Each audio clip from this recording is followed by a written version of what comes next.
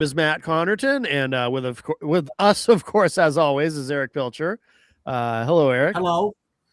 Eric is, of course, the managing editor of the IrishTribune.com. I refuse to say the www, by the way. And, of course, the head of the table on the island of tough bumps, Austin Hicks, is here. Hello, Austin. Hello. Head of the table.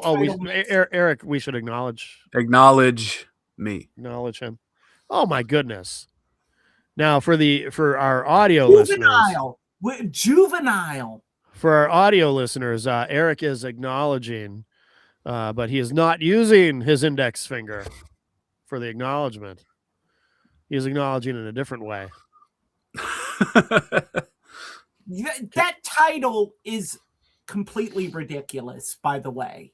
No, it is not, dude. Yes, it is. That is How not so? official. It's not an official title of anything. So you're telling me head of the table is not official? Tough Bumps is not an island. How it can head of the table on the island of Tough Bumps? It kind of is. There is no island of Tough Bumps. There is no head of the table of Tough Bumps. So therefore, none of it works. No, I think it's an island. Is it by the Gulf of America? There's three of us. We have our own, the wrestling side of the internet should be put on an island. So one that they can nuke? Yeah. But and I'm the head of it, unfortunately. But I'm the head of this island. We're like a sub island. We're like I don't know what we're like Texas if they actually left America. Is that what you're saying? We're like the Texas of the IWC. We're like we're like the little line in Oklahoma. Whatever goes on there is us. Family reunions that are also weddings is what goes on there. That's true. Acknowledge me. We're going to acknowledge. No, Matt, put your damn hand down. No. Well, I mean, God. It's the head of the table. Yeah, head of something. Matt, your schedule's opened up recently. Yes, that is true. For anyone not aware. So my schedule at WMNH 95.3 FM has changed.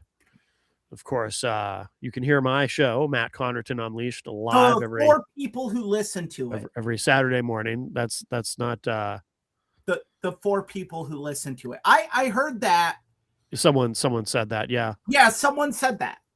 So my show, of course, can be heard every Saturday morning. However, I will no longer be on the air on WMNH on Friday nights for Retro Spectrum Radio with Paulie C, as I have been cast off the island of Retro Spectrum Radio. No. Yeah, and I actually found a video on YouTube posted by IPM Nation that went into detail, just kind of shined a light on what went down here. And put your damn hand down. I'm just reacting to the comment. I don't. Yeah, Boomer 3517 in the chat room is acknowledging. That's my boy. Acknowledging the head of the table of the island of Tough Bumps. So I listened to this 11-minute video, and Matt, I should explain what that is. So that's actually a clip from the show Retro Spectrum Radio from back at the end of January. That's some audio that I clipped, where I titled the video "The Beginning of the End." Paul versus Matt, because that was when I began to realize that my time on Retro Spectrum Radio after 16 years might be coming to an end. my issue with the video, and I really should have sent it to Austin. We joke around. That was no attempt to leave Austin in the dark. Should have sent it to you. I'm sorry, Austin. He's the head of the table. Yes, you should have. And there went the goodwill. Look, I took great exception to the video because I took it in that scene that I heard. Some slights were thrown at this show. And he referred to it as the Mr. Iguana wrestling show. Yes. And he threw some shade at your show, which is on the same context here, is on the same damn channel as your show, Matt. This show that you were on is on the same radio station as your show, but yet he felt obligated to ridicule your listener count, much like a deranged man from New York currently in a feud with a transgendered individual. And then threw shade at our show again. And I'm going to say this. I have had interactions with Pauly C, the host of that show. Yes. I thought they were great interactions. On your show, Matt Connerton Unleashed, most notably the night after the infamous Oscar, the day after the infamous Oscar slap between Will Smith and Chris Rock. Yes. I enjoyed my conversation with Pauly C. Mm-hmm. I believe in professional courtesy. I would never unwarrantedly go after someone else's show. Mm-hmm. I would never unwarrantedly go after another Notre Dame website unless my show or the website I work for is targeted. Mm-hmm. Then the gloves come off. You know, he sat here and talked about Matt being juvenile and everything like that. And then the word sophisticated got thrown around. You want to rip on a pro wrestling show, dude, when you collect Hot Wheels. My point is this. Yeah. Everyone has hobbies. Everyone has things they enjoy. Yes. As long as it doesn't hurt anyone, they shouldn't be targeted. Right. Pauly C, you don't get pro wrestling. That's perfectly okay. You don't like pro wrestling. That's even more okay. The moment you target one of my friends on air and target my show, and we joke about it, Austin was a co-creator of this show, that my cousin Austin and I created, and then Matt refined. Now it's a personal issue between you and I. Now we're crossing a line. I'm not going to attack your show because I'm above that. Not my cup of tea. I'm great. People like your show. Awesome. I'm glad they do. I hope many more continue to listen to it. But to attack Matt like you did on air, to attack his show, that reinvigorated my love for journalism by allowing me to put classic film reviews on his show, and then to attack my show is wrong. And just an asshole dick move. And I'm above that. I'm not going to go down that road. I wish you the best of luck. Just don't do it again. And I'll leave it at that. I will just tell you that one of the things he said to me in the argument that we got into Friday night when he was telling me to get out of his life and never speak to him again is one of the comments he threw at me was, "Why don't you go focus on your wrestling show?" So here I am. He called us the Mr. Iguana of wrestling shows. Did I hear that? No, right? Mr. Iguana show. He called us the Mr. Iguana. Because I'd mentioned Mr. Iguana on his show whenever he decides to make fun of me for being a wrestling fan. Pauly C, I'm gonna throw something at you. I'm gonna mark out. And if you have a problem understanding what that is, Paulie, go look it up. You are cursed. Yeah. Well, that's not going to mean anything to him. But by the way, Jenny did post in the chat. That guy has shit on Matt before. Oh yeah, he's awful and great as well. Maybe it's jealousy. Yes, Papa Shango is still alive, Anthony. Someone just yes. Yeah. yes, Very mu- he is the Godfather. Very Hey, much hey- still alive. Yeah. Hang on, there's more to Jenny's comment. Let's see. Sorry, Jenny. Oh, that's okay. She said, maybe it's jealousy. I take exception to a lot of what was said. Matt works a full-time job as a part-time job in his own businesses. Mr. C wouldn't be able to keep up with Matt. Retro has been putting me to sleep as of late. Not going to miss that at all. Yeah, the show hasn't been Retro Spectrum Radio hasn't been fun lately anyway. So after 16 years, it was time to. I mean, but thank you, Jenny. Thank you for the comment. Thank you. On the Godfather, the wrestling pimp, Anthony. Real name Oh, is yeah. Charles. Real name is Charles Charles Wright. Yes. Of course. Yes. He was And Papa Charles Shango. Wright smokes a lot of weed. He was Papa Shango, the Godfather, and of course, my personal favorite, Kama, the Supreme Fighting Machine. Comma the Good Father as a part of Right to Censor. Okay. Oh, that's right. I forgot about the Good Father. No. That never happened. You can't talk for the next 2 minutes, Austin. The Godfather, Papa Shango, comma, Yeah. the Good Father. He had another Nicknamed gimmick, Bear right? by The Undertaker. What's up?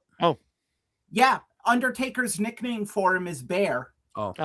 Undertaker borrowed his pants one time for a pay-per-view because he lost his or something The snake was that the snake skin? that. It was, yeah. Oh dear God, that looked- was awful. It looked awful, but Oh, it's yeah. hilarious. It's hilarious.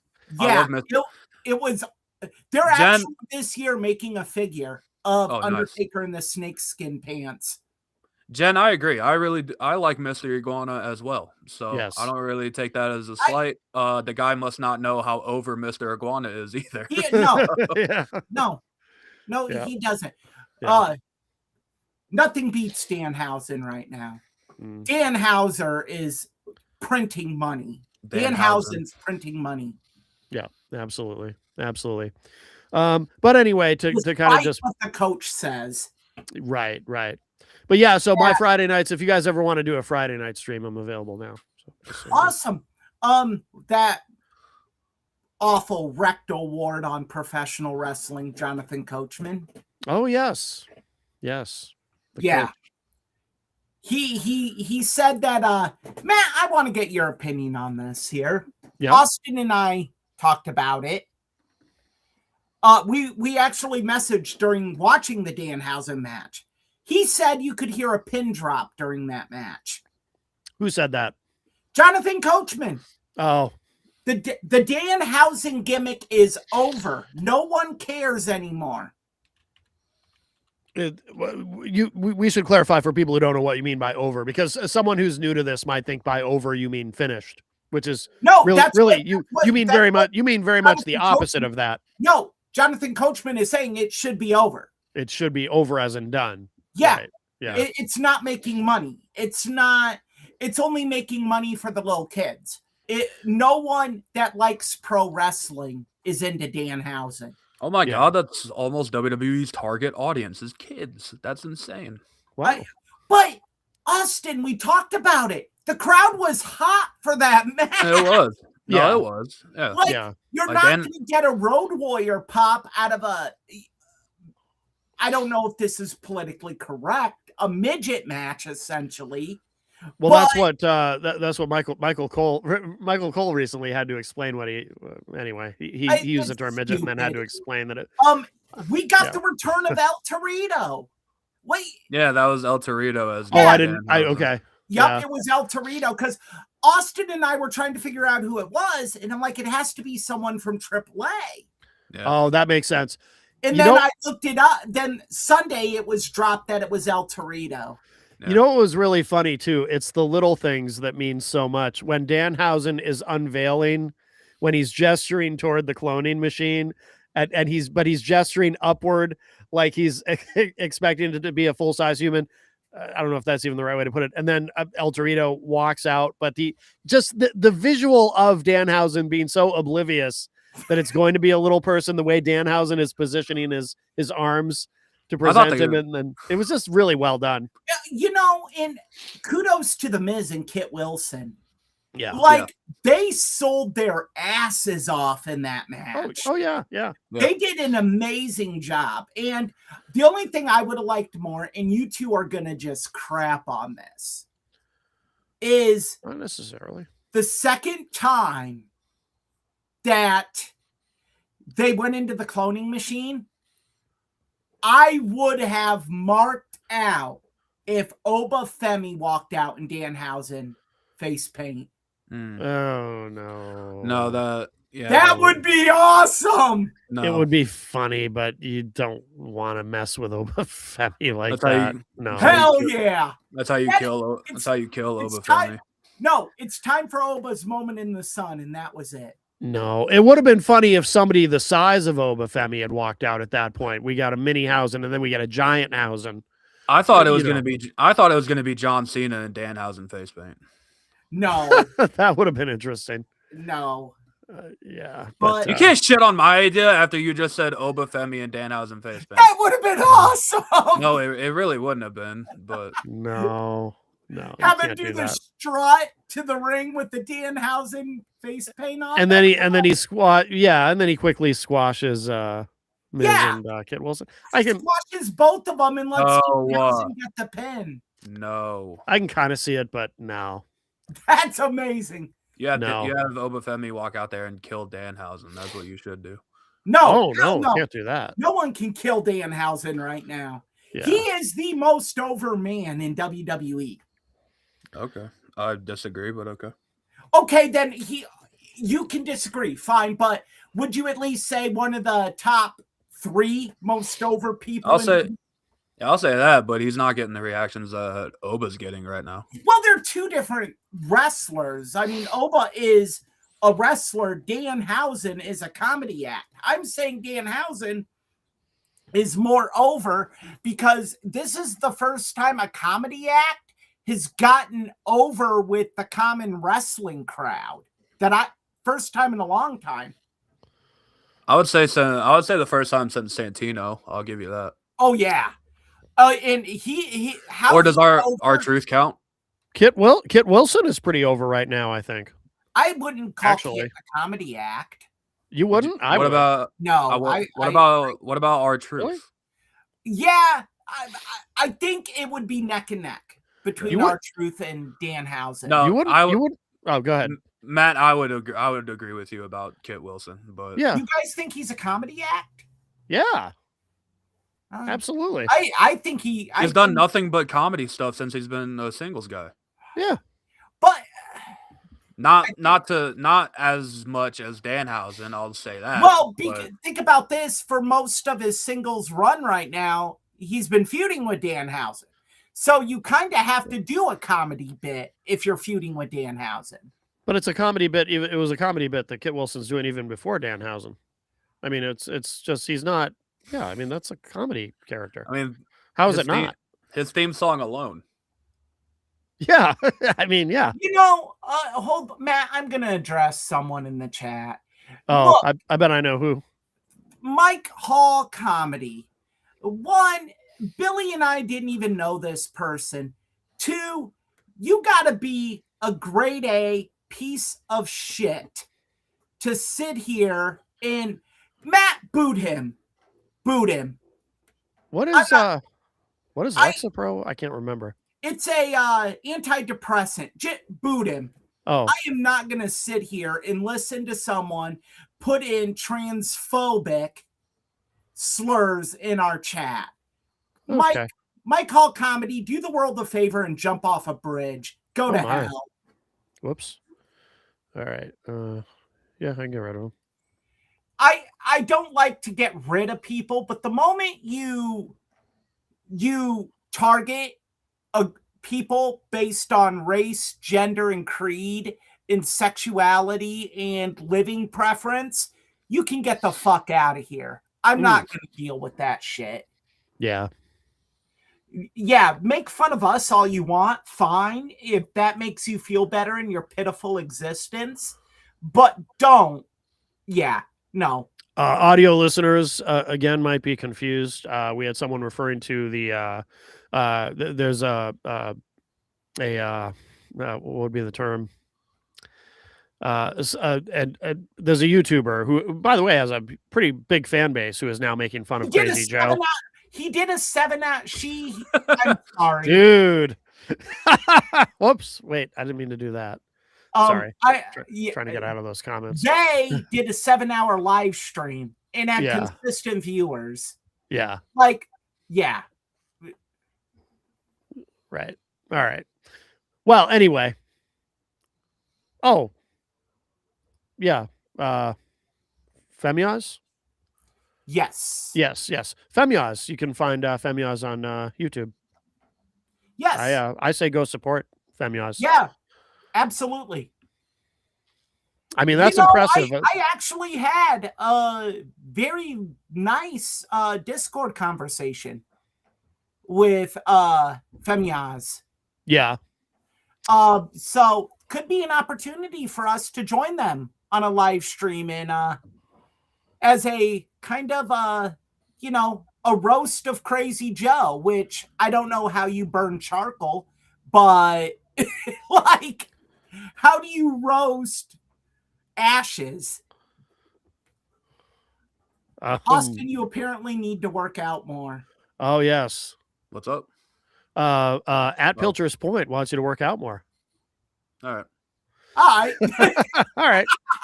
Well, should we get to all right? Yeah, let's move on from these wastes of space. Should we get to well, trolls or not? I mean, they are engagement. Yeah. So what should we talk about first? New Day? It's a new day? A new day for New Day? And 50% pay cuts. Yes. Apparently. So apparently the New Day, Xavier Woods and Kofi Kingston, not Big E, but apparently before they mutually parted ways, they were asked to take a 50% pay cut allegedly after they had just signed new deals that were very much into the 7 figures, and like any normal people would, they declined to take that pay cut. And I guess the reasoning is that WWE is like, hey, we're not really using you all that much, or like creative doesn't have much for you. My answer to that is come up with something for them to do. Absolutely. It is. Yeah. How do you not find things for New Day to do? Yeah. And so it was basically like, we shouldn't be paying you what we're paying you, so take a pay cut, and New Day obviously declined that. Yeah. Which, I don't know how you have Xavier Woods and Kofi Kingston on your roster. Two very talented workers, two people that are good on the mic, a very good tag team in their own right, and you just have nothing for them to do. That is insane to me. Yeah, they also, by the way, never in storyline terms, they never followed up even on Big E, and you know when they turned on Big E. Everything with the New Day is just, ever since they turned them heel, is just so disjointed. There is no end to any of the stories. The heel turn itself was great. It was a really good segment, and I don't know if when that segment happened, they were of the belief that Big E would get cleared one day, or I don't know what the end game for that was, but WWE seemingly didn't even know what the end game for that was. But I did enjoy, I mean, I was really enjoying the New Day as heels. Yeah. I very, very much so, actually. I thought it was great. I thought there was an endless number of possibilities where they could have gone with that. But I mean, anything they've ever given these guys to do, they've knocked it out of the park. I mean, so because if you think about it, the New Day started off as a gospel gimmick, right? That was awful. And the crowd the crowd shit on it, which rightfully so. rightfully so, yes. And then they turned that into the power of positivity stuff. And then for a long time, they were the best thing going in WWE, almost by far. Mhm. And it undeniably turned them face. And then they were one of the hottest acts in WWE. Xavier Woods and Kofi Kingston, and the term lifers get thrown out a lot. These two I thought were as close to lifers as you could get. Right. Because Kofi Kingston has been in WWE, I believe, since 2006. I think I that's don't. when he Yeah. signed Yeah. with them. Exactly 20 years. Yep. Yeah. Yep. And Xavier Woods, I believe, signed with them in like 2010, 2011 ish. Fresh off Consequences Creed run. Yeah. Yeah. And they mutually agreed to part ways, but I mean, I don't know how you let these two go. I truly don't know how, especially when it seemed like they didn't want to. It's not like a thing where we heard rumors about, oh, they're unhappy here and they want to leave and all this other stuff. So Shout out to Kofi Mania. Shout out. One of the best Mania builds in recent memory, truly. Kofi Kingston winning the WWE title. I guess my thing is this with this whole thing. You go into your job and they tell you you're going to take a pay cut or you're gone. How demoralizing. I'd walk out. I would walk out. I think any of us would walk out. That is just such a crappy thing to do to someone. Because you're saying you were worth this. Yeah. You were worth this at this point. Now you're not. Well, look at the crap that you gave them to work with. Yeah. You know, look at you put Grayson Waller in their group. Not officially. Not okay.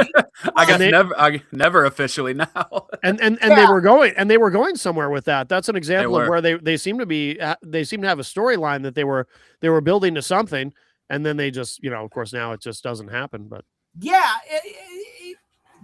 So you're sitting here saying basically creative has fumbled the ball with these guys. They failed them. And it's somehow their fault? Yeah. No, that's your fault. And by the way, these guys had more value than just what they were doing on television. They had the, what is it called? Up, up, down, down. Up, down, down. Yep. Yeah, which was very successful, if I'm not mistaken. So and maybe we were going to get into this, maybe we weren't, but there were reports of WWE trying to keep Xavier Woods to kind of what they call a Tyler Breeze deal, which, if you guys don't know what that is, it is basically he is free to work indies. He is free to work pretty much anywhere that's not on TV, but he is still under a WWE contract because they wanted to keep Up, Up, Down, Down, and they wanted to keep his involvement in the WWE video games because he's a big part of those. I think in the pro wrestling world, and I know for a fact that he didn't tell me, but Xavier Woods is worth infinitely more than Tyler Breeze. Yes. Of course. That's a good deal for Tyler Breeze. Yeah, that's an amazing deal for Tyler Breeze. That's not a good deal. Horrible deal for Xavier Woods. So just crappy situation by TKO.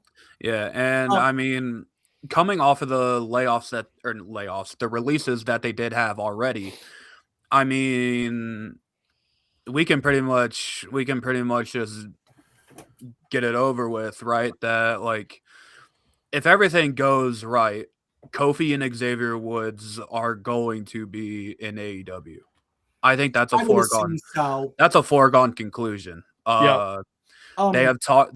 Kofi himself has talked about how badly he wants to wrestle the Young Bucks. I think Xavier Woods would do it in a heartbeat because he's also really good friends with Kenny Omega, And this is So, something yeah. that we've talked about on this show, on how AEW does horrible when big matches need a build because of how they schedule talent for TV.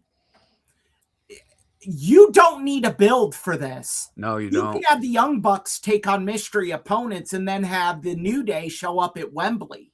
Oh, yeah. It does not need a build.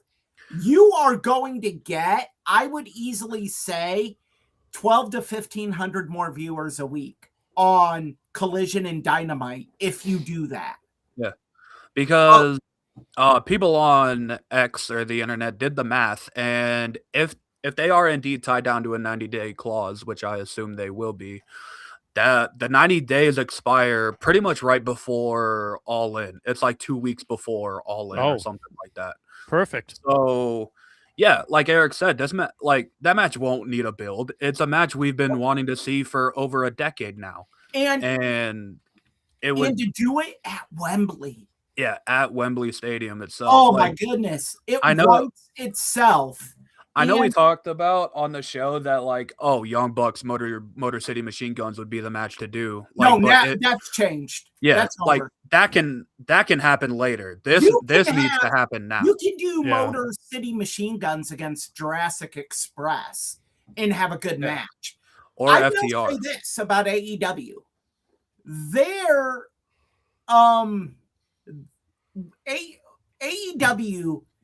AEW's booking of tag team wrestling is head and shoulders above WWE right now. It has been for quite some time. So the fact that WWE cut these tag team talents, high-end, top shelf tag team talents, Yeah. is I don't get it. At this point, I would want to keep any top level tag teams I have under contract. Because if they go to AEW is going to ride the wave of the stars we created. And the way their tag team division is built, they're going to be able to build new stars. Yeah. And that's insane. And like, yes, the money is to be made with Kofi and Xavier as a tag team in AEW, but even beyond that, the singles matches that they could do, they're endless. I mean, Kofi versus Swerve, Kofi versus Omega, Xavier Woods versus Omega, Kofi having a TNT title run or something like that. Like, there's a lot of money to be made here. Yeah, there is. I think down the line, singles is great, but you could have them be a tag team for 2 years. And Yeah, you could. Yeah. And it just feeds families. Yeah. The New Day is going to have no problems. Right. Well, Then there's the argument that WWE kind of did them a favor in a way by letting them go, because now they can really write their own ticket, and oh yeah, and maybe being in a fresh environment is actually the best thing for them at this point. Maybe being in an environment that knows how to book tag team wrestling is. Well, there's also that. So yeah, and maybe we were gonna get into this, maybe they weren't, but maybe we weren't. But I heard that WWE was open to asking the New Day to take this pay cut because there have been other talents that have been willing to take this pay cut. Right. But especially there was someone that was making around the same money that the New Day was making, and they were willing to take that pay cut. Now, there's been names thrown out there about who it is, and if it's true, it's true. If it's not, it's not. I don't really care who it is. But Meltzer was saying it, so it may not be true. Yeah, more than likely, it's not. Look, I think it is. I think it probably is. But I think maybe do we just want to say who the name is? Like, do we think it was The Miz? I wondered that. Yes, I wondered that. I don't think The Miz at this stage. I don't think they would do that. I really don't. 50%. I really don't think they would do that to Miz. But if they were going, if they were going to do it to these guys, then I don't know if anybody's off the table. Right. Yeah. It's just what happens when you go from a family company to a full-blown corporation. Yeah. And it's crap like this that really shows people how evil billionaire corporations are and how they operate.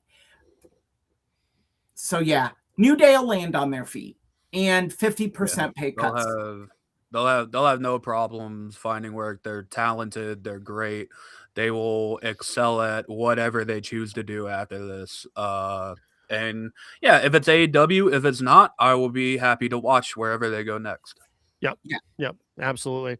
All right, should we move on to there's the Raja Jackson verdict. Not a verdict, it was a plea deal. A plea deal, yeah. Sorry, yeah. I said was more than Matt. We agreed was more than likely the end result of this. Yeah, it's just you got a slap on the wrist, in my opinion. Yeah, basically, he's going to serve 90 days in jail. Unbelievable.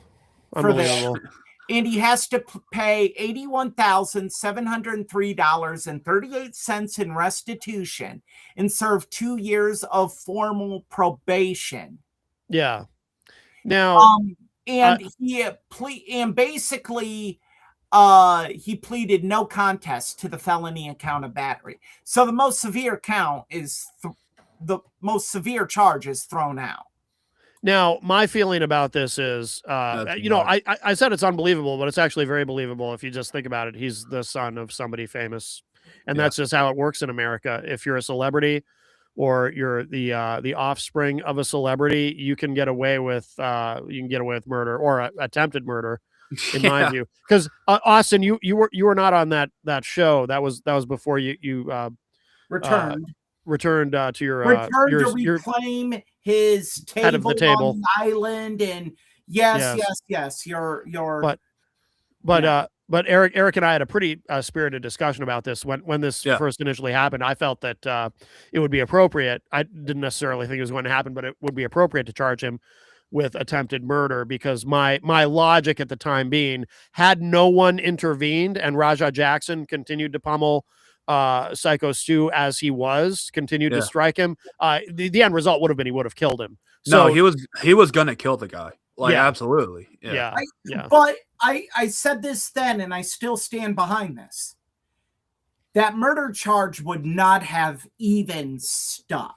It would have been thrown out immediately, because you would have to argue diminished capacity. He was diagnosed with a concussion 6 days prior to this. And it would be so easy. I think that's why the plea deal was offered, to get, if this went to trial, any lawyer worth their salt could have got this thrown out. Thrown out? Yes. Under diminished capacity, guy has a concussion. Thrown out? You really think so? Oh, yeah. Oh, yeah. Maybe not guilty or plea it down, but I mean, he took a plea, but for thrown out, I don't think thrown out. No, I don't know if it would have gotten thrown out. I think not guilty would have been what would have happened. And Boomer brings up a very good point there. And I said this when we initially talked about it.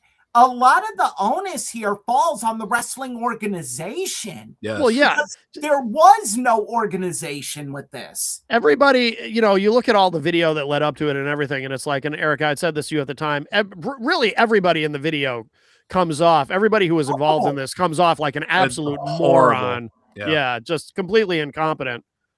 Yeah. So absolutely, Boomer, the referee someone should have stepped in. Boys from the back, screw kayfabe, get out there, do something. But slap on the wrist. Hopefully this is a learning lesson for him. What you hope for anyone in this situation. I don't think it will be. I think this is just the beginning. Well, I mean, long life of trouble for him. Well, he may have learned he may have learned something, but he may have learned the wrong lesson. But unfortunately, is the right lesson in America. As long as you're a celebrity or in his case, the son of a celebrity, you can you get away with a lot more. It's kind of telling when Quentin Rampage Jackson sat there and said, he's crazy. I don't know what I can tell him anymore. Yeah. Like, we need to like really hit that point home when Rampage says you might be a little off. Yeah. Bruh, you need to reevaluate life choices. Yeah. Well, and Rampage was complicit in this anyway, because Rampage was egging Egging his him son on. on. Yeah. Yeah. So they're both pieces of shit, in my opinion, to be honest with you. Rampage did run over a pregnant woman and kill her baby. So There is that. yeah. Yeah. That's when yeah. I lost all respect. Well, that happened and I was like, that's messed up. And then 2 weeks later, he's at a UFC press conference that I attended in Minneapolis, Minnesota, laughing with the press. Yeah. And it's like, bruh, your actions led to the death of an unborn child. Yeah. Like, and then like driving down the freeway in a monster truck with your face painted on it. Like, really? yeah, it said Rampage on it and his face was on it. Oh, Yeah. weird. Well, I mean, right. and don't get me started on his behavior in Japan. I don't even know There's a about that. video where he is in a sporting goods store and accosts a young Japanese female worker and walks up to her with a jock strap and says, this for baby dick. I need one for big dick. I got a big dick with big balls. And God. she's like confused. Ew. He's like, you like big dicks? And Ew. her teeth were a little crooked. And he goes, the fuck's up with your grills? Oh my God. Yeah. Ew. Yeah. That's a quality human being right there. He released that on DVD and sold it for $25 a pop. Wow. Why? It was something like Wild and Out with Rampage. Oh, It was Jesus. sold by Sherdog. Yeah. Yeah, so no, there's a lot about Rampage. I mean, Wow. excellent mixed martial artist, but Yeah. as good as he was in the Octagon, the human card is Yeah. Not great. All right. Well, should we move on to somebody who actually is a good person, at least as far as we know? Yeah, absolutely. We have Asuka, the retirement of Asuka. Yeah. Alleged. We need to alleged. Yeah. They so the match at Backlash happened with Asuka and Io Sky. Great match, actually. It was probably my favorite match on the show. no, Very good. Yeah, no, it was. it was not. Not Roman, Asuka. Then Minihausen's. shut up, dude. Asuka hugged Io Sky and then waved goodbye to the crowd while she was crying. Mhm. It was very, very odd in the moment. But the more you look at it and stuff like that, you realize, oh, hey, this might actually be it. And then they did the spot on Raw where Asuka had a suitcase with her and pretty much said like goodbye to Io Sky. I did not. When I realized is when I saw her post on Instagram. Yeah. Mm-hmm. Posting the lyrics to My Way by Frank Sinatra. And that's when I was like, damn. A lot of people might not realize Asuka, I believe, is 44 years old. She's been wrestling for a long time. Yeah. And that's something people might not realize, because she looks, I mean, she's kind of ageless. Matt and I talked about this, Sunday. We had a phone conversation. And I said Asuka's 44 is a lot different than CM Punk's 47. CM Punk had a 10-year-ish, had a long break there. Yeah. Asuka's been going since she legally could. Yeah. There hasn't been a major break outside of injury for Asuka. Yeah, her bump card may just very well be full. Yeah. And, she's still 44 is considered old in wrestling terms, but in human terms, it's not. She may want to start a family. She Right. may want to, there may be stuff she wants to do. And, you know, Godspeed, Asuka. If this is it, thank you. Yeah. And you went out on your own terms. Yep. Yeah.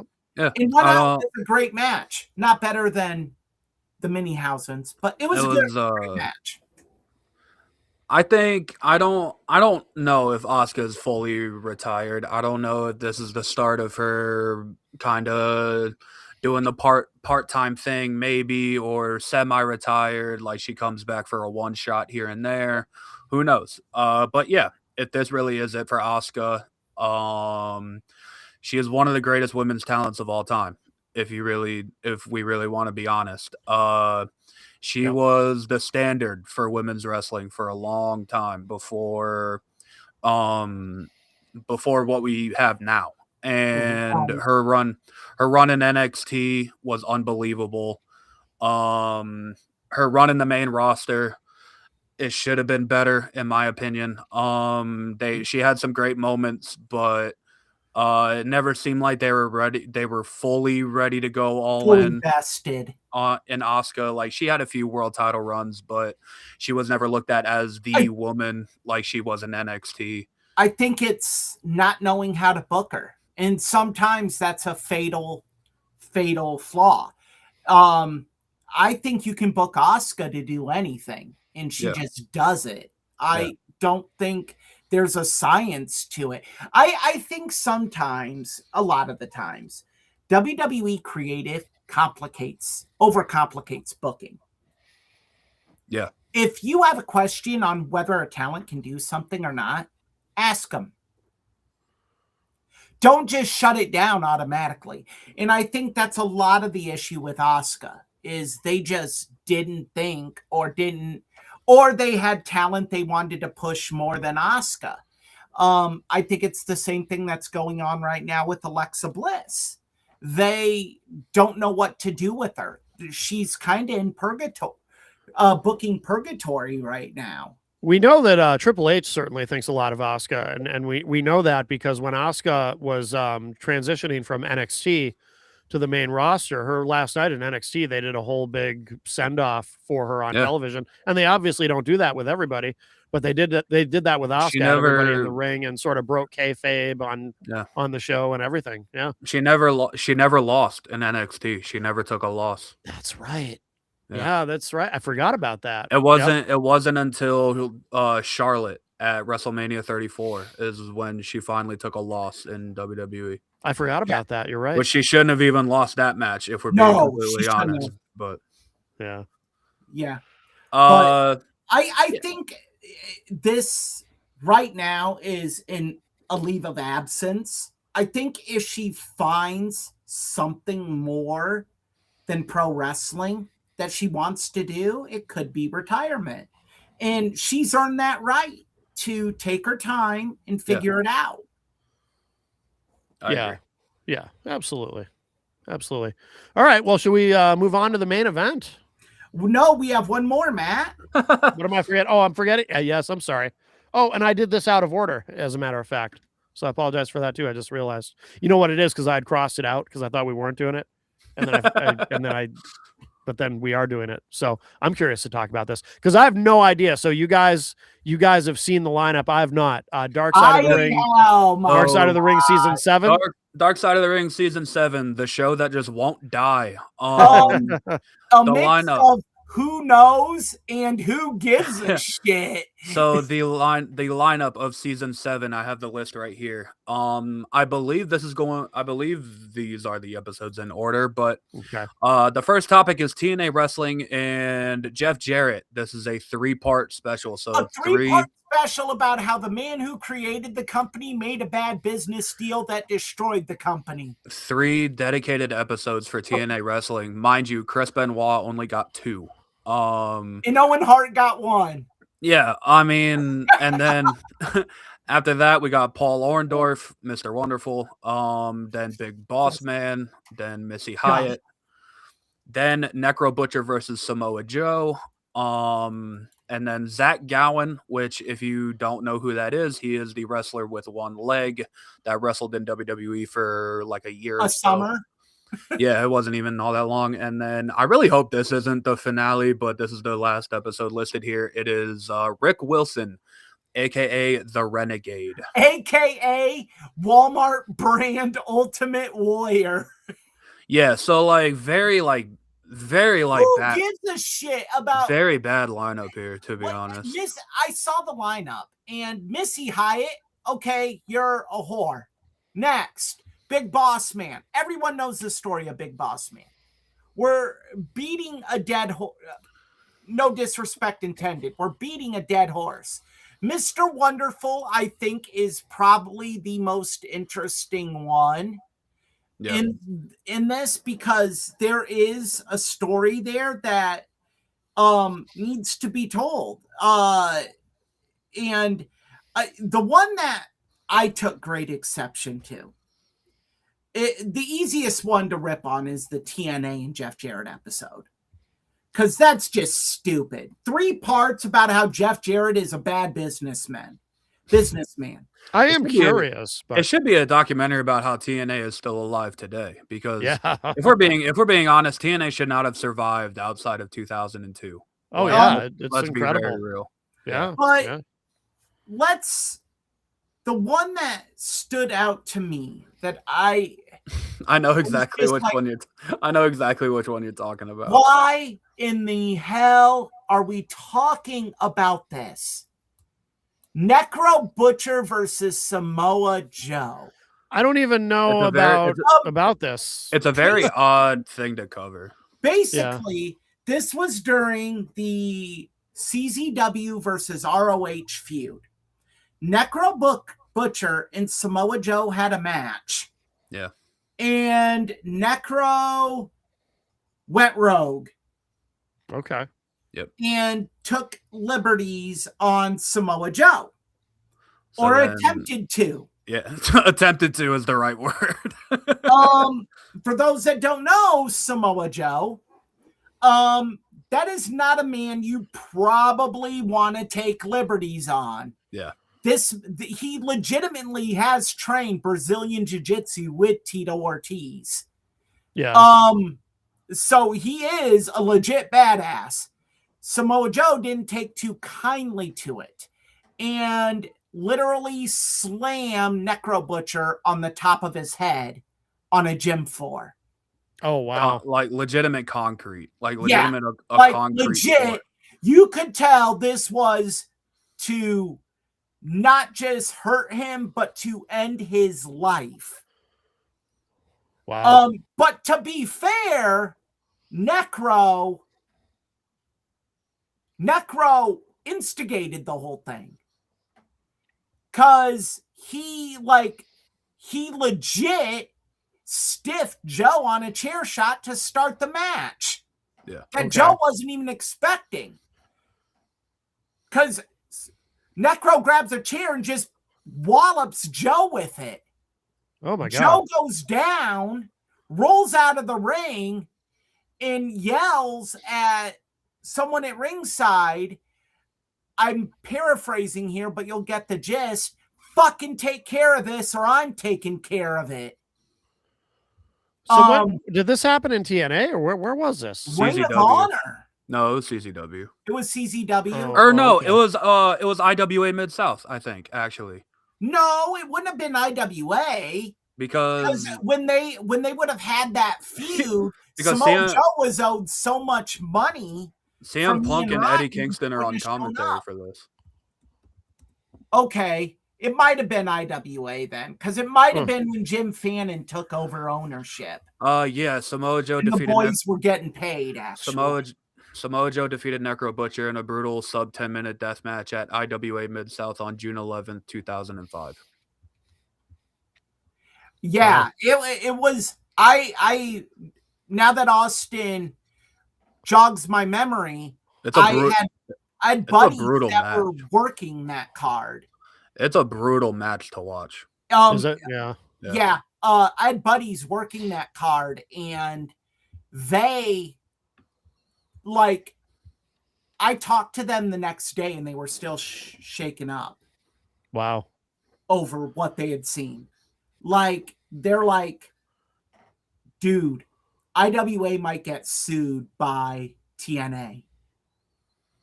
Yeah, because Joe was a contracted TNA talent at this time. Yep. Okay. Like, Yeah. it was, I remember like guys I know in the business saying they would never work for IWA again. So Doesn't sound like the another, kind of match I would enjoy. so another kind of lump in the coal here for this story is the backstory as to why neither man really liked each other was because Necro was a trainer for CZW, which just that sentence alone is fucking hilarious. They had trainers. Yeah, they probably bumped on concrete and stuff. Oh yeah. And I guess they had some ROH guys go over there to train with the CZW guys, and apparently Necro roughed up the ROH trainees pretty badly. So Joe came to IWA, and this match was set, and Joe pretty much already had a vendetta against the guy already. Well, because keep in mind that this was, and I'm gonna restate this, the heels of a legitimate feud between CZW and Ring of Honor. Like, everyone's like, oh, that was a work. No, those two organizations legit had beef. John Zandig legit spray painted CZW on Ring of Honor's ring mat. Why did they what was the genesis of that though? Well, okay. Jim Cornette and John Zandig hate each other. If you Okay. really, It was more than that. If you want to get the gist, really. Well, that's, and I'm not insulting you, Austin. Don't take it like that. That's dumbing it down a little bit. What happened was ROH booked a show at the ECW Arena. Okay. The ECW Arena was unofficially the home of CZW. John Zandig started this massive rallying cry for CZW fans to invade the Ring of Honor show. Huh. And they did. And they caused a ruckus and a disturbance. Now, going off the heels of this, the next night they had Chris Hero show up at Ring of Honor to face Bryan Danielson for the ROH World title. And in the card was told Hell freezes over. Okay. And they're like, well, we're going to turn this we're going to turn this shoot into a work. And that never has worked in the history of professional wrestling. You can turn a work into a shoot. You cannot turn a shoot into a work. There's too much emotion involved. Then the situation Austin brought up happened. Then there was the situation of Chris Hero invading a Ring of Honor show, threw a chair and hit a female photographer in her hand and snapped her wrist in half. Oh my God. And that started it. And then at a show when CZW was supposed to, ROH had the afternoon show in Philadelphia. CZW had the night show in the same arena. What happened was the CZW stars invaded. That was the plan. But they took certain liberties they weren't supposed to take. Crazy Dre, Super Dragon came out with a razor wielding weed whacker and had it on. Matt, you're laughing. And no, that's real. Yeah, this legit happened. He stood at the dressing room at the entryway with this razor bladed weed whacker, thrusting it at ROH talent if they tried to run to the ring. They put BJ Whitmer in the ropes and staple gun dollar bills to his body. Oh my God. Face, while John Zandig took yellow spray paint and spray painted CZW on ROH's mat. Yeah. That was not planned at all. Wow. I never knew about any of this. Yeah, that was John Zandig had to buy Ring of Honor a new mat. Yeah. And Cornette was in the back, pissed, like he was trying to get. He was trying to get through the crowd. Him and Adam Pearce. Yeah. Were trying to fight through the crowd to get, but at this time the CZW fans had come in. Yeah. So this was a long build, and it got to a point where at Ring of Honor shows, if CZW fans showed up, they had to sit in their own section with security. Jesus. Because they would start shit with the Ring of Honor fans. Yeah. And I remember going to Ring of Honor shows during that time, and believe it or not, I got spit at for wearing Ring of Honor apparel. Yeah. It was hell yeah. It was like it was as real could get. Shit wasn't a game. Yeah. And no, it wasn't. It was like it was the pro wrestling version of East Coast versus West Coast. Yeah. It was the blood and guts hardcore wrestlers versus the pro wrestling fans. Yeah. And it was real.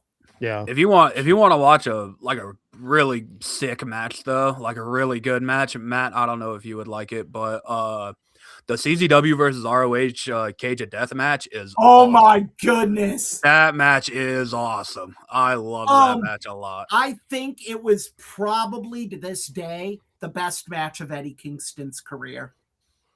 He sold his ass off in that match. And then Cage of Death sounds like something I probably wouldn't be that into. And then you got the Matt Connerton match. Okay. And then you got the Homicide return, and the crowd comes just super unglued. And Bryan Danielson turns on Ring of Honor. It's so good. It's so good. Yeah, it is prime Ring of Honor. And the fact that they were able to tell such an amazing story off the heels of losing CM Punk. Yeah. It just amazing. And it was one of the last things. It was one of the last guys over. Like you probably wouldn't know about it. Adam Pearce wouldn't be in WWE right now if it wasn't for that feud. That really put Claudio's name out there. Yep. Eddie Kingston, Claudio, Chris Hero, Eddie. People knew who Chris Hero was, but not to that level yet. No. That was kind of Joe. That was kind of Samoa Joe's. That was kind of Samoa Joe's like swan song in Ring of Honor. That was the last like big thing he did for Ring of Honor was that feud. Very good feud. That could be worth the Dark Side of the Ring over what the fuck this lineup is. Yeah, like if you're gonna do Samoa Joe versus Necro Butcher, it just needs to have that be a 3-parter. Hell, contact me. I'll be on that episode. I remember hearing one of the current trainers of Black and the Brave, like tell the CZW guys at a Chicago show, we'll fuck you up. Quit starting shit. Like they were ridiculous. Like they would literally like spit soda at the Ring of Honor wrestlers as they would come out. They would stalk Ring of Honor talent to the restrooms and harass them while they were taking dumps. Wow. Like, come on, grow the hell up. You don't mess with a man while he's taking a dump. Especially when it was Loki. They poor life choice was made for that individual. I keep looking at this Dark Side lineup and like it sucks, dude. Like it sucks. I should have known this is the road we were going down when we got an episode about Ludwig Borga. Yeah. And they tried to make it out to be somewhat sympathetic. It's like, no, the man was a hate-mongering white supremacist. Like, no, he deserves no sympathy. It's just like an episode about Zach Allen. Like, sure, you wrestled with one leg. Good for you. I don't care. If you're gonna do one on Zach Allen, where's one on Jimmy Rave? Well, Jimmy Rave didn't wrestle like that, but I get what you're saying. but Jimmy Rave has a better story than Zach Gowen. I mean, he does. Well, there's always season 8. Shut up, Matt. Well, Oh dear God, no! There's not many of these I'm gonna watch, but I'm gonna watch all of them just so I can rip them online. I think I'm that guy. I think I'm gonna watch the TNA episodes at least just to see. I am going to watch it just so I can come on Tough Bumps and point out every bullet point of bullshit that I hear. I just want to see how much Jarrett lies. That's pretty much what I he's gonna lie like a motherfucker. Yeah. You know it. Oh my Austin, don't even say that with a straight face. What? You know good and damn well he's gonna lie. If you listen to me, I said I was going to watch just to see how much he actually lies about. Yeah. Everything. Nothing will be his fault. I've listened to his podcast. Like when they talk about TNA, nothing is Jeff Jarrett's fault. True. Pinta Energy's fault. It's Hulk Hogan's fault, which actually he's right about. I mean, you know what? We're probably I'm gonna say this now. I'm gonna make an executive decision. When part 3 airs, we're gonna do our own TNA episode to dispel the myths of this bullshit that's gonna come out. Yeah, clear that with the head of the table. No, I don't. Okay. All right. Well, should we move on to the main event? Yes, I think so. Okay. Very good. It is time. Ted Turner has passed away. Rest in peace, Ted Turner. Billionaire Ted. Yeah. So Eric, classic movies. Yep. Eric's got his Turner Classic Movies shirt on. Whoops. Look, There we go. I really took exception to how the internet wrestling community covered this, because they say the man Vince McMahon defeated in the Monday Night Wars. He didn't defeat Ted. No. Ted was not a part of what he defeated. When Ted was still there, WCW was kicking WWE's ass for 83 weeks. Well, also, it should just be pointed out as a side note, Vince at the time, McMahon tried to frame it as him versus the big bad billionaire Ted, when in reality, Ted Turner probably didn't much give a shit about Vince McMahon. No, not at all. I also want to preference this, and not a lot of people say this, but it should be blatantly obvious.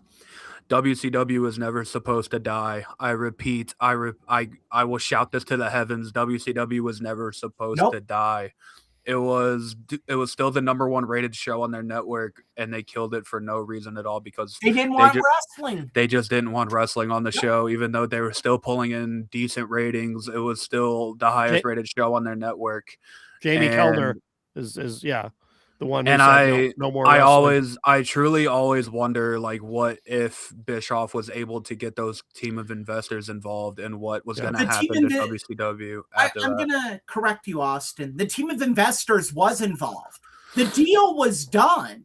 I know, but like that's what I'm saying. Like, I always wonder what that WCW was going to look like. I guarantee you, pro wrestling would be totally different now.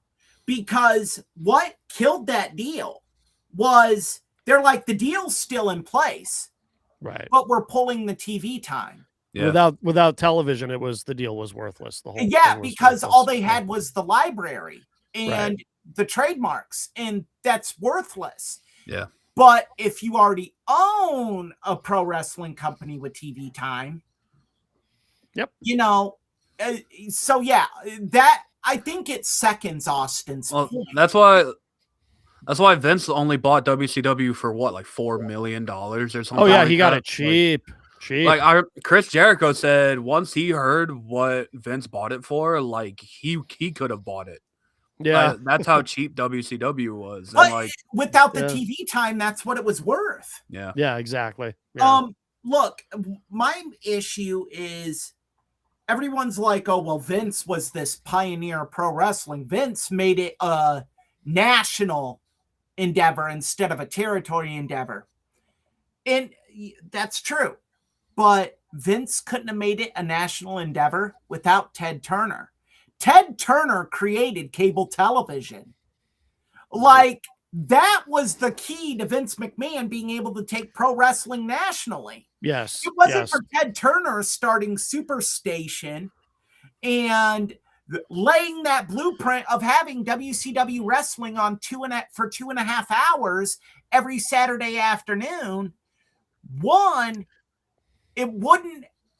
Vince wouldn't have been able to do what he did. It was Ted Turner that did that and showed. Ted built the road that Vince was able to then drive on. Yeah. And people can sit here and say, well, Ted didn't care. Ted just wanted content cheap on his network. And whatever you can say, pro wrestling is very cheap to broadcast. Yeah. It just is. You need a ring, you need some athletes, you need folding chairs and guardrails. Do a show. I mean, seriously, it's great content, it's action-packed, and it's cheap. Yeah. So Ted Turner was so smart in doing that. It's always boggled my mind as someone with associate's degree in journalism that Ted Turner doesn't get more credit for the pro wrestling boom than he does, because he provided the car for Vince McMahon to drive. Vince was the 16-year-old kid that got a car the day he got his license. I think there are a lot of people that do give Ted Turner credit. I mean, he also opened his wallet for Eric Bischoff to kind of do whatever he wanted, to be honest. That was a pivotal moment. And to give Eric Bischoff 2 hours of primetime cable television on one of the top 5 networks on cable TV. Yeah. Yep. That was a huge moment. That, like, Ted, everyone says this, and I agree. WCW was Ted's baby. If Ted was in charge, WCW was going to stay with Turner. Yeah. Mm-hmm. And the book Nitro, which, if you are a pro wrestling fan, I cannot say this enough, it is the greatest book written about professional wrestling ever. It's a must read. You have to read it. Really goes into detail about how Eric Bischoff still thought he had Ted in his corner. He did, but Ted didn't have the power he used to. Right. And Eric didn't know that. Yeah. Right. And that was Eric Bischoff. That was the beginning of the downfall of WCW. We can point at Starrcade 97. We can point at Finger Poke of Doom. And those were all contributing factors. But the number one factor is Ted got pushed out of Turner. Yeah. And that is what killed WCW. I firmly believe they would have rebounded if Ted Turner had stayed. There would have been something done. There would have been no Vince Russo. They wouldn't have died. No, they wouldn't have. Eric probably would have been given more of a say. Yeah. And that's the thing about Ted, though, is you talk about a guy that would just take risk after risk after risk. Turner. Eric, you mentioned too, outside of wrestling, you mentioned Ted basically invented cable television. Certainly, the pioneer of cable news. Oh yeah. Inventing CNN cable. Yep. I mean, that's cable news network. That was the beginning of cable news, for better or worse. That was the beginning of cable news in the United States. 24-hour news. And you know how many investors told Ted, "You're an idiot"? Oh, I can imagine. Yeah, there's always gonna no one's because there's gonna always watch news naysayers, for 24 hours a day. right? And Ted is like, well, you can't be awake for 24 hours a day. But for those that are awake at 2 a.m., we're gonna have news. Yep. And look, this isn't just gonna be us glazing Ted Turner here. Ted, made some major mistakes. Turner Classic Movies, him colorizing a lot of Forgot about films. that. And my favorite director of all time, Orson Welles. One of my favorite quotes by Orson Welles is, "You tell Ted Turner to keep his goddamn Crayolas away from my movies." Really? Yeah, oh yeah. Oh wow. Because Ted Turner was very close to buying the rights to Citizen Kane. Yeah. Oh really? And Orson Welles blew a gasket. Yeah. Oh man, Ted Turner was just like, this ain't worth it, and dropped out. Eventually it was bought up by Warner Brothers to own the rights, and thank God, because Ted Turner would have colorized it, which would have ruined Citizen Kane. My favorite film of all time. What did he do you know off the top of your head what was the most controversial colorization, shall we say, that they did?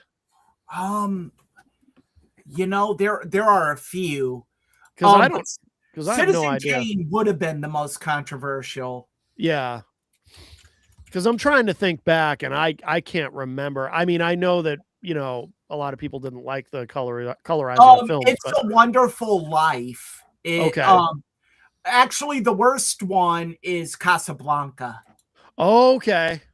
And the Maltese Falcon is another Really? one he colorized. Okay. Which, why? Yeah. But if you were to colorize Citizen Kane, Yeah.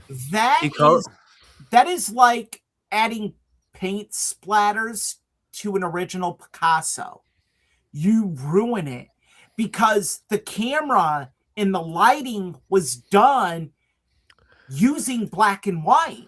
Right. Yeah. That's the thing. And that's the key to that film. Yeah. So many of the most brilliant shots are achieved because it was in black and white. Yeah. And it's the same for Casablanca and Maltese Falcon. And that's where Ted made a mistake. Ted didn't have a knowledge of film. And he colorized King Kong. Yes. The original King Kong. Holy hell, that had to look like shit. They all look like shit, Austin. By the way, if you'll notice, ironically, I chose a black and white photo of Ted Turner to use for the segment. That is awesome.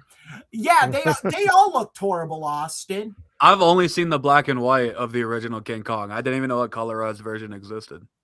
I had no idea. Universal will not release it. Oh, really? Yeah, to home video. The colorized version hit public domain in the 90s. Early 90s, when there was a really big monster movie craze. Yeah. But it was one of those like good time video versions. And it looked even worse than it should. Because I watched the original King Kong on HBO Max and it was in black and white. So yeah. I mean, and I think the thought in colorizing King Kong was, we're going to get rid of the claymation look to King Kong if we colorize it. No. That does the opposite. Yes, it draws attention to it. Yeah. But That's hilarious. Know that because at the time it was, we have the technology, we can just make all these films better by colorizing them. Yeah. Yeah. And it's like, no. You can't, because they were filmed in black and white. The original reels are black and white. Yeah. You're not making it better. You're guessing on what the colors should be. Like Maltese Falcon, I saw the colorized version. one of the scenes that's at night, they colorized it to be in the day. Oops. Of course, yeah. So Oh, I have a And question. It makes no sense because they're having a conversation Yeah. and it's like in an office, in one window is daytime, in the other window is nighttime. Oh wow. I have a question. Are there? I suspect I already know the answer, but I'm just curious. Is there any example of something that was colorized where it actually kind of works? He With did. He did. Oh, you're touch talking on- about Ted Turner himself? He did touch Yeah. up Gone with the Wind. Okay, and it looked better. To make it Okay. look better. I think that's the only version that exists of that. What shit show of about? film? Okay. Am I misremembering It's a Wonderful Life? It's a Wonderful Life. Because I think I've only seen the colored version. I don't think I've seen the black and the white. colored version. It's not awful. I just think It's a Wonderful Life is an overrated movie to begin with. I've never even sat through it, but I don't That's like holiday movies. That's a anyway. Christmas movie, ain't it? Yeah. Yeah, I watched it in my, believe it or not, my high school government class. We watched it. Why? Depression era. I've Okay. only- Talking gotcha. about how banks would, how banks had an iron fist over society, and when the depression hit, that the banks really, hurt people bad. Right. Yeah. In It's a Wonderful Life, that's a subplot. That's why he tries to kill himself. Right. Okay. Yeah. So yeah, we watched it, and I remember watching it, and I wasn't the film aficionado then that I am now. I got sent to the office because the teacher asked, "What do we think?" And I'm like, "What a pile of shit!" I'm like, "This is one of the best films ever made." I'm like, "This isn't even better than The Godfather Part 3." Yeah. I'm like, "This is awful." And now that I know more about film, it's even worse. Not even- I not mean, even- that and Gone with the Wind are two of the most overrated films of all time. It's not even the best Christmas movie, let alone one of the best movies of all time. Yeah, like Gone with the Wind. Let me summarize Gone with the Wind for you people. Scarlet is a cock tease. Civil War happens. Scarlet becomes a whore. We're supposed to feel bad for the whore. The whore gets what she wants. Whore loses everything. Starts whoring up again. We're supposed to feel bad for the whore. More people die. House burns down. Whores it up. Rebuilds. Roll credits. I feel bad for the whore. Gone with No. You don't like this movie? Gone with the Wind? Yeah. No, it's awful. All right. Absolutely awful. All right. Anyone that watches that and legitimately wants to come at me that's better than, not even better than Citizen Kane, because I'll just knock the shit out of them for being stupid. If you want to say it's better than The Godfather, we will debate that up and down. I mean, it's not better than either of those. It's not by a long shot, but I don't think it's not a bad movie. It's not a terrible movie. It's awful. It's let's feel sorry for a whore. That's all it is. All right. But also, Ted, took a lot of risks. One of them, he bought maligned pro sports franchises and turned them into champions. The Atlanta Braves. The Atlanta Hawks. I mean, the Atlanta Hawks never became champions, but they won more than they did before Ted Turner owned them. And the reason he did it is to bring sports onto his networks, which gave us Turner Sports, which gave us Inside the NBA eventually. Yeah. Landmark Sports were such a big part of the Turner profile. Sports Illustrated SI Network was a Turner Sports network. Yeah. Ted Turner was the ultimate cable TV maverick. Yeah. And just think about the things in like wrestling that don't exist without Ted Turner. Like the Monday Night Wars, the closed circuit doesn't happen. The Monday Night Wars don't happen. The Attitude Era doesn't happen. If we're being dead honest, WWE might not even made it out the 90s without True. Ted Turner. That's right. The NWO doesn't happen without Ted Turner. And even if you want to make it more modern, AEW is not on TV without Ted Turner. Like, right. And I know Pro people are like, "Oh, that's kind of out there," but like, you got to think AEW is on Turner Networks, so like, it's not that far fetched to say that without Ted Turner, AEW probably doesn't exist. It's not that far fetched to say without Ted Turner, pro wrestling isn't on cable television. Yeah, you're still on local TV, milking it up in the territories. Right. Right. We're in Iowa. We'd still be getting the AWA. I mean, Matt would get the WWF. Right. Oh, seeing Bruno tear up the Garden. Right. Yeah. Bruno's 18-year reign. Yep.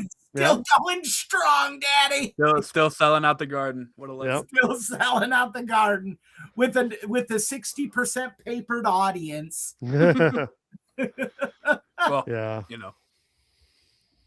And of course, Ted Turner also very famously married Jane Fonda.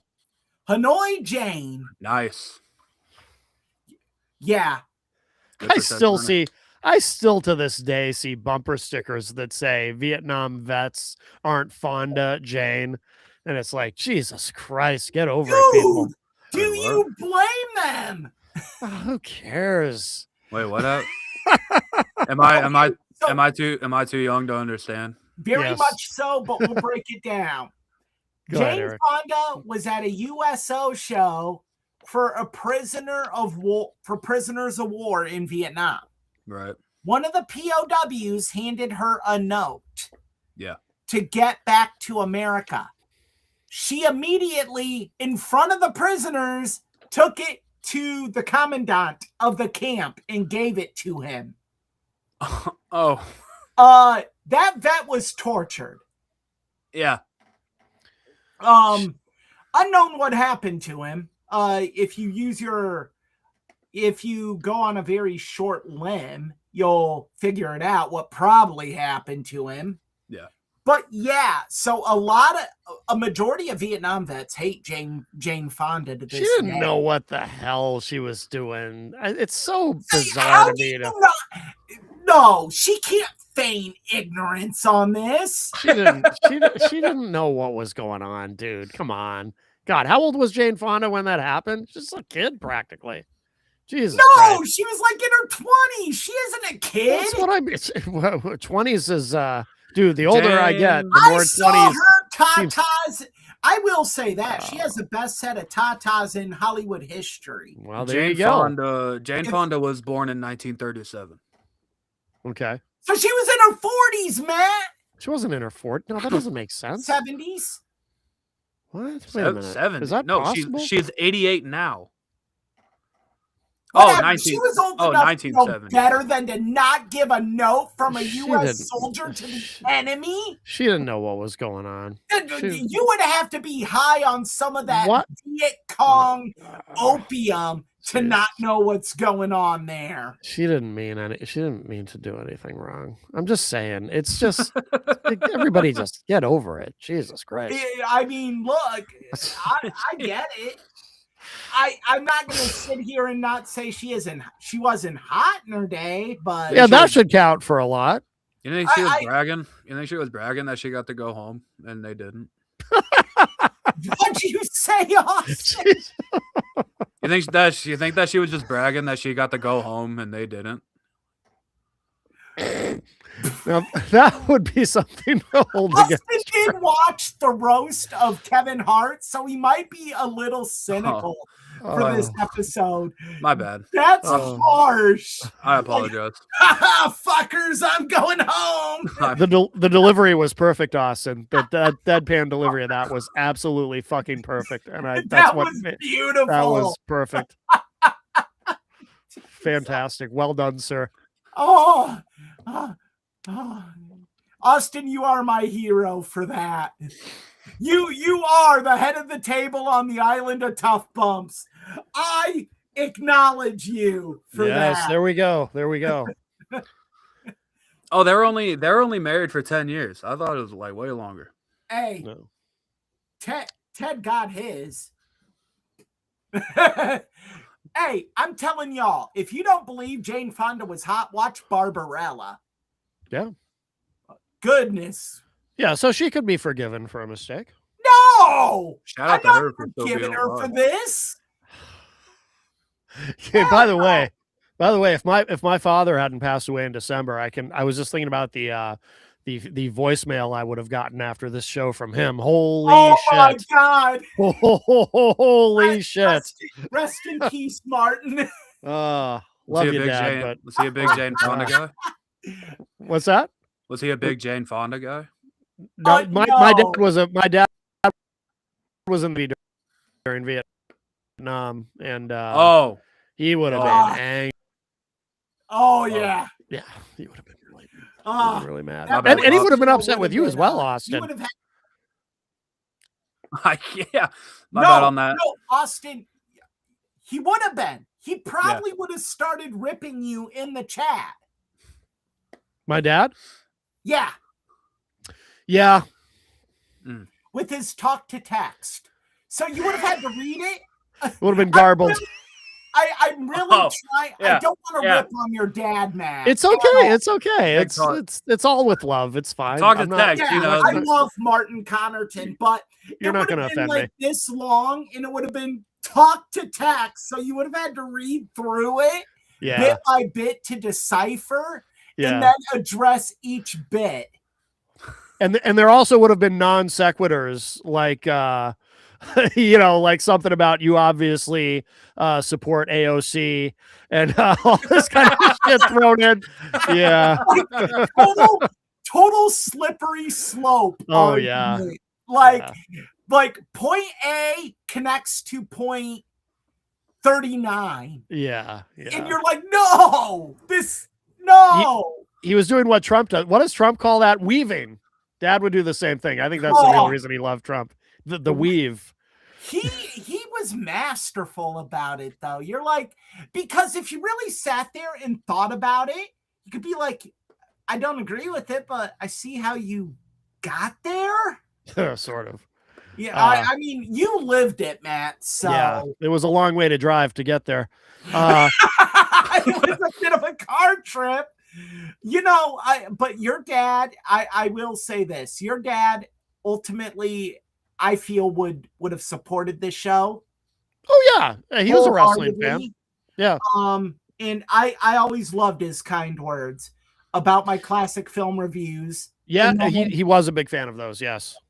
And Yeah. then he would always say, and late in our relationship, he would tell me, I loved your film review. I loved it.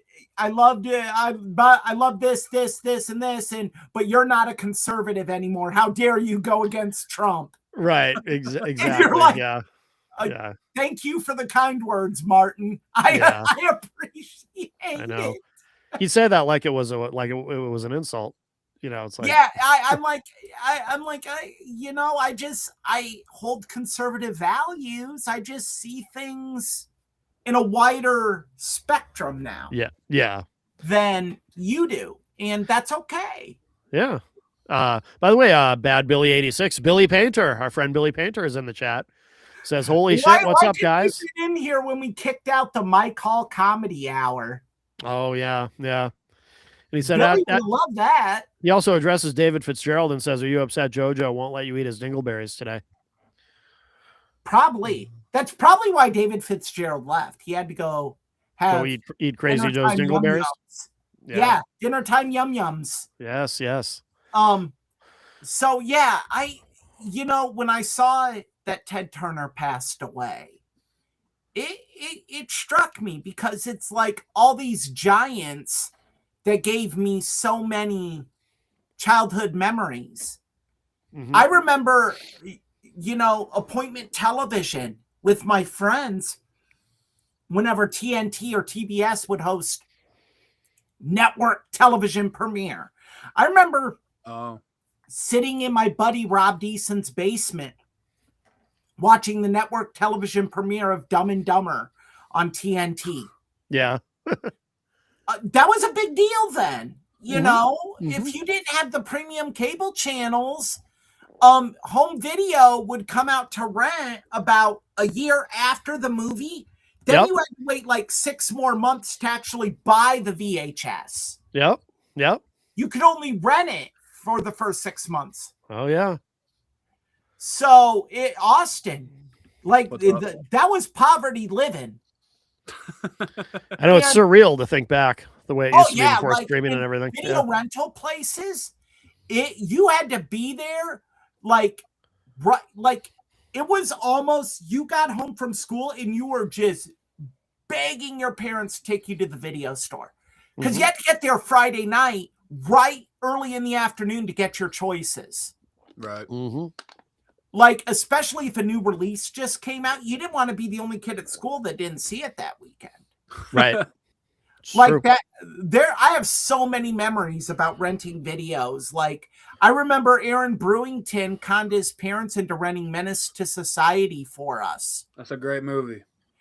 Imagine watching it when you were in 7th grade and then going to school the next day and you and your buddies all thought you were O-Dog.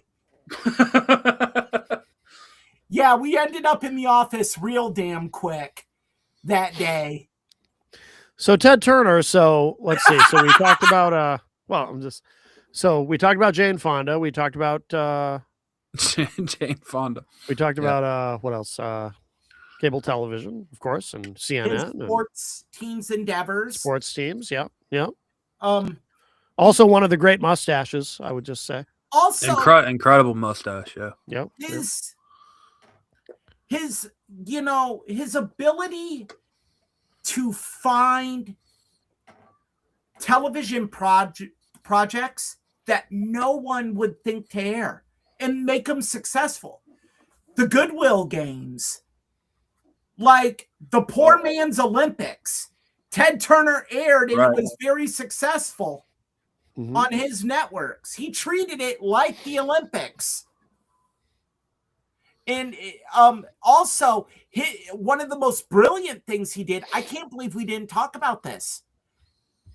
5 minutes after the hour start times. Yes. Yeah. 6:05 Eastern time. Laugh, but that was genius. It was. Because not only did you ended later, so your ratings number carried over to the next half hour. Yeah.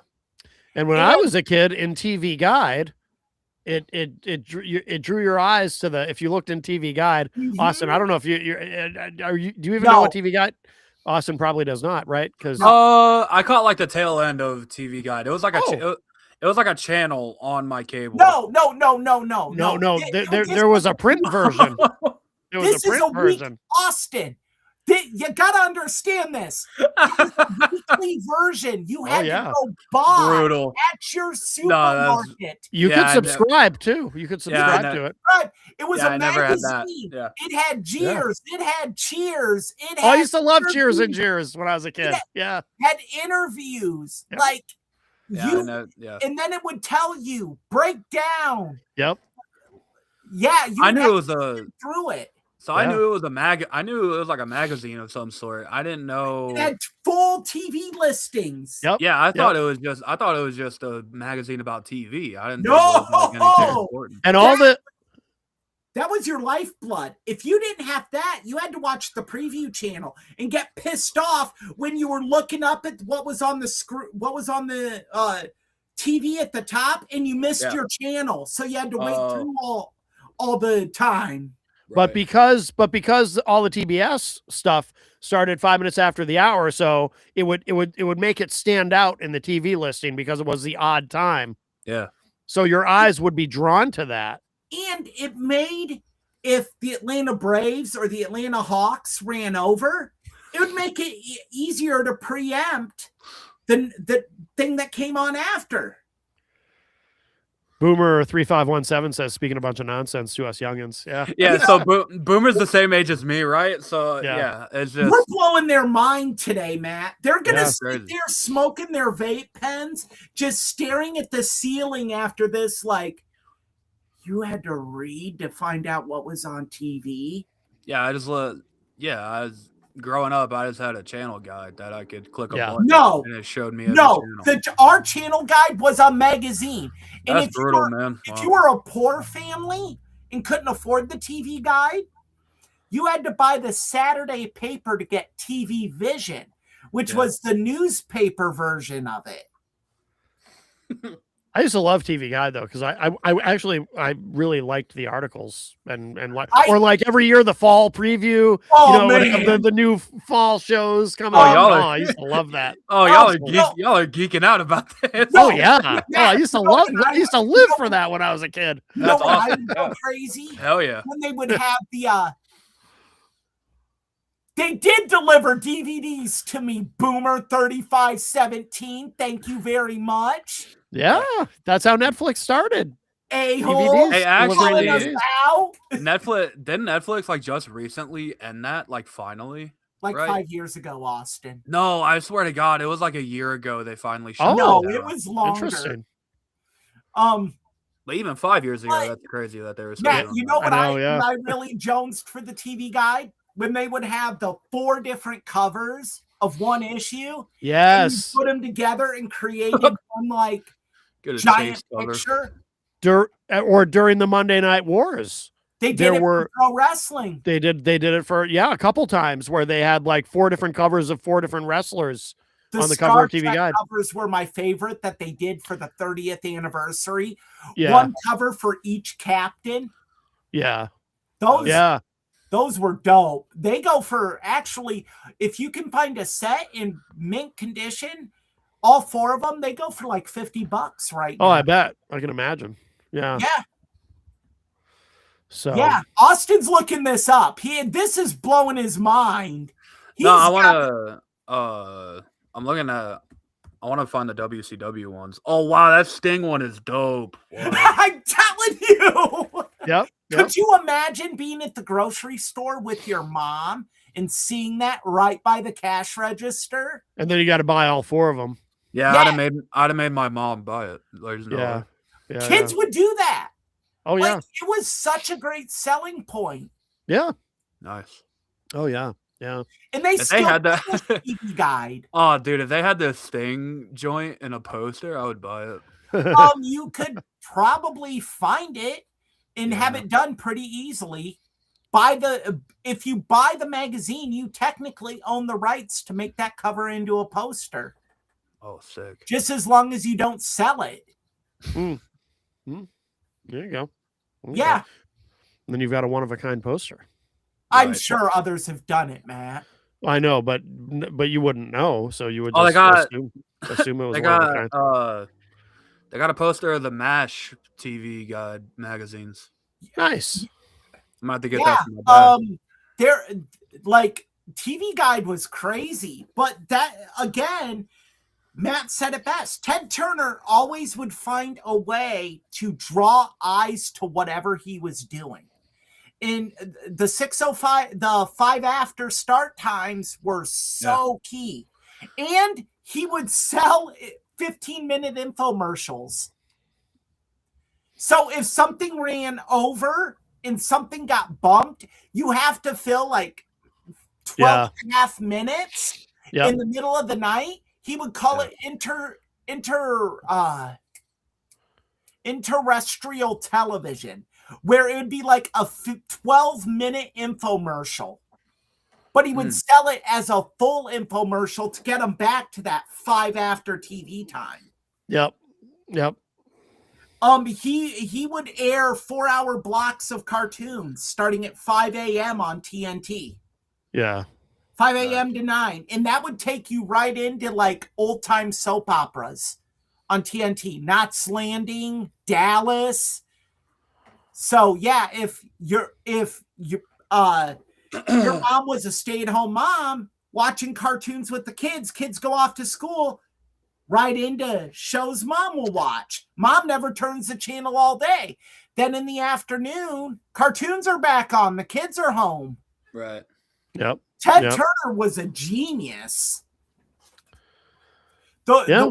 The A world pioneer. lost a real pioneer with Ted Yes. Turner. Yes. I agree. I mean, and Austin is going to go buy a shit ton of old TV guides now, I think. I might have to buy that Sting one. That Sting one looks fucking cool. That Sting one looked really cool. Austin's going to hit up flea markets and start going to fucking looking for TV guides. All right. Well, anything else to say on Ted Turner, or anything else? Anything you guys want to add? So much in today's entertainment world would not be here if not for Ted Turner. Yeah. And Like, for the controversies and the negativities, so many times when someone passes away, we focus on the negatives. You can't do that with Ted because there just isn't. The positives so far outweigh the negatives. there it is. That's the one I was looking at. Yeah. Yeah. Why do you encourage him? He's the head of the look- table. Dude, look how cool that looks. Come on now. Yeah. Kind of doesn't look like him. It probably isn't. You No, think that's is that imposter Sting? He's too tan. You know what they say? That's true. If you're not tan, you can't be the man. He's too Yeah. tan. That's right. That's right.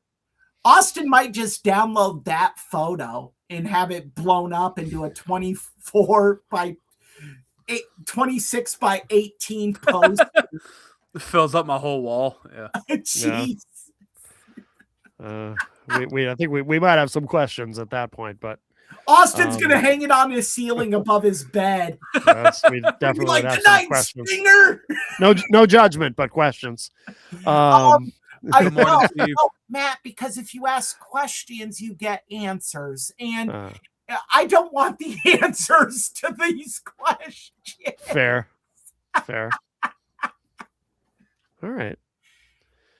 All right. Well, should we wrap that up? Yeah. Rest in peace, Ted Turner. Yeah, Austin. Anything to add on? Ted? It's just it's crazy how much he's ingrained into like pop culture and the cultural zeitgeist of like what we're in, and no one really realizes it. Like, Did you say zeitgeist. Yeah. Holy shit. And and you know, it's like far beyond wrestling. It's just like how normal TV is and how sports are presented on TV. Oh, yeah. And like a lot of that just doesn't exist without Ted Turner. Like, he was so ahead of the curve, and his stuff even now feels modern. So like, yeah, dude was a genius, and R.I.P. to Ted Turner. Yeah. I don't think he got enough credit. Yeah. For what he did. But that was Ted. Ted never wanted credit.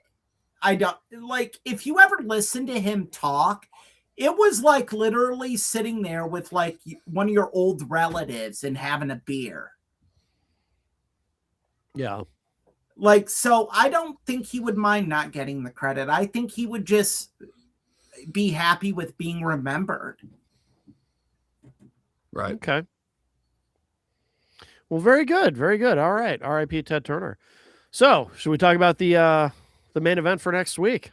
Next week, we have tried this for 2 episodes now. We're going to try to get this done.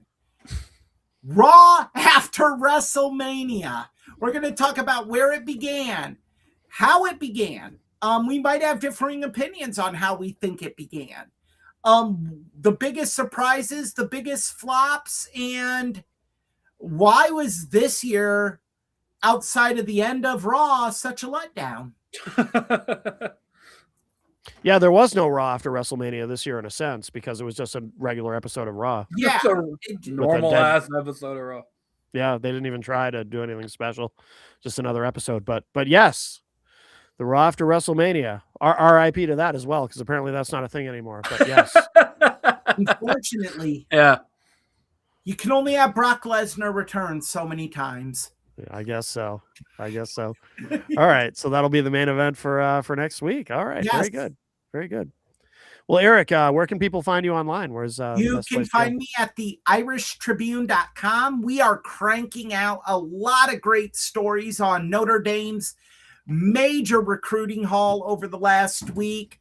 Notre Dame looking at having the #1 recruiting class for 2027 with a lot of prime talent coming in. We're gearing up for football season with a lot of updates, and a lot of big things are going to be happening for Irish Tribune. Very good. Really proud to be associated with this. You can find me on Instagram, TikTok, Pilcher's Point, X, Eric.PilcherIT, and Facebook at Eric Pilcher. Do you want to mention your position at the Irish Tribune? I am the managing editor, soon to be interim editor-in-chief. Yes, very good. And Austin Hicks, of course, the head of the table on the Island of Tough Bumps. Where can people find you? Yes, I am on Twitter or X or whatever you want to call it. It's just what comes to my mind. It's a lot of wrestling, but it hasn't been a lot of wrestling as of late because, to be honest, a lot of what's going on in the wrestling world as far as TV goes hasn't really interested me. It's been a lot about basketball recently. NBA playoffs are rocking. So, but yeah, not anything anymore. Yeah, not for you. Not for you either. You can, if you just search up my name, you'll probably find me. So follow me if you care. Hello. All right. It's my old friend. Well, very good. And of course, you can find me at mattconnerton.com. That is the easiest way to find me and keep up with everything that I'm doing. And if we didn't you get slapped. What's that? What'd you say? I was just thrown out there. Celtics didn't get slapped. Gotcha. Blew a 3-1 lead though. And by the way, and if anyone wants me to appear on their stream on Friday night, I'm available. Matt, don't be juvenile, Matt. Oh, I'm sorry. I don't mean to be juvenile. Yeah, don't be juvenile. Sophisticated. That's right. Sophistication. A sophisticated show here on Tough Bumps. That's right. We're sophisticated on the. You don't on do the Mr. humor on this show. On the Mr. Iguana wrestling show. Yes. No hyenas, Matt. That's right. No hyenas. I shouldn't be saying that every 5 minutes. Every 5 minutes. No hyenas. Oh. I've been meaning to ask you before we go. Did that actually happen, or were you just trying to piss him off? What do you mean? The hyenas story. Did that actually occur? That actually did. That's a true story. I was in a band called the Jinx. No. And our guitar player, what? No, Boomer. No. Blowing no, Boomer. No. That's what I'm talking about. I like you. I like you, Boomer. I don't know who you really are, but I like you. But you're moving down a little bit in my book. No, getting swept is way worse than blowing a 3-1 series lead. Matt, continue. All right. So, yes, that really did happen, Eric. I was in a band called the Jinx. Our guitar player was very tall. He was 6'5". So when he talked about wanting to take a hiatus because he was very busy, he called it a hyenas because of his height. He literally had a hyenas. So that was a running joke in the band. And that was the story that I told on Retro Spectrum Radio that made Paul an epic meltdown. That made Paulie C so furious with me that he clearly continued to be angry with me all the way up until this past Friday night when he I want to say for 4 months. Yeah, he's probably been angry with me for a lot longer. He's a 60-year-old man who's clearly not where he wants to be in his life, and that's too bad for him. Yeah, well, he's kind of we're not taking a hyenas anytime soon. No, I mean I'm only 5'10", so I have like a normal heighted anus anyway. It's like average height Anus. Nice. I mean, Yeah. I'm in a walker apparently, so I have a low anus. You have a low anus. Yeah. Austin, your anus? Well, I need to work out more apparently, so I have a big one. Big anus. Yo, Okay. yeah, we have a big, a low, and an average. Okay. Well, We're, very we're good. like the UN of anuses. We really are. We run the gamut of anuses. I don't know Yes. if that's the group name I want. Probably not. The UN of anuses. Probably not. Yeah. The unit of anuses. All right. I mean, On that note, he's gonna have a Sting poster hanging above his bed in yeah, short order. that's right. Well, very good. All right. And he So also that's does have a birthday coming up. oh, when's your birthday, Austin? The 22nd. So in 10 Ruined days. my high school graduation. How?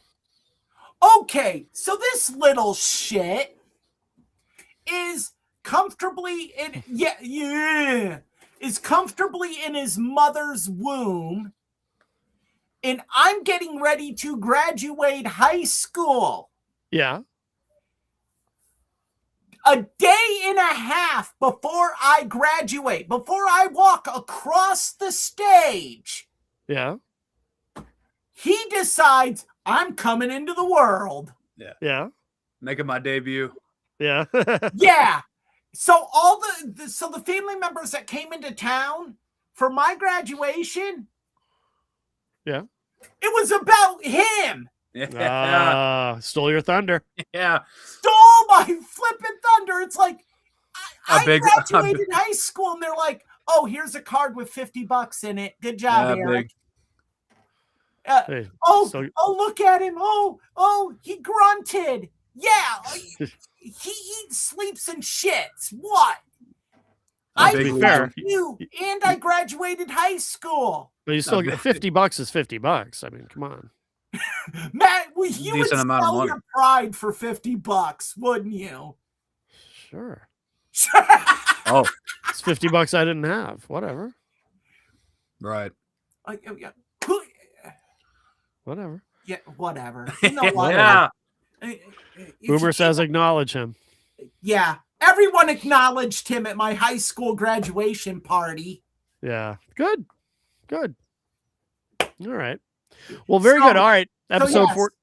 So yes, 25 years later, he Yeah. still is raining on my party. In 10 days, I will be 25. Yeah. Wow. 25 years later, here Yeah. we are. It's Here a we half are. century. Yeah. Yep, All right. steals my show, and I'm holding up a finger for him. That's All right. All right. Well, very good. All right. So we're out. Episode 44 in the books of Tough Bumps. Oh, I forgot. Please like and subscribe if you're watching this on YouTube. Please subscribe. Acknowledge us. Acknowledge us. Yes. And please subscribe on the podcast platform of your choice, et cetera, et cetera. And that's it. We're out of here. And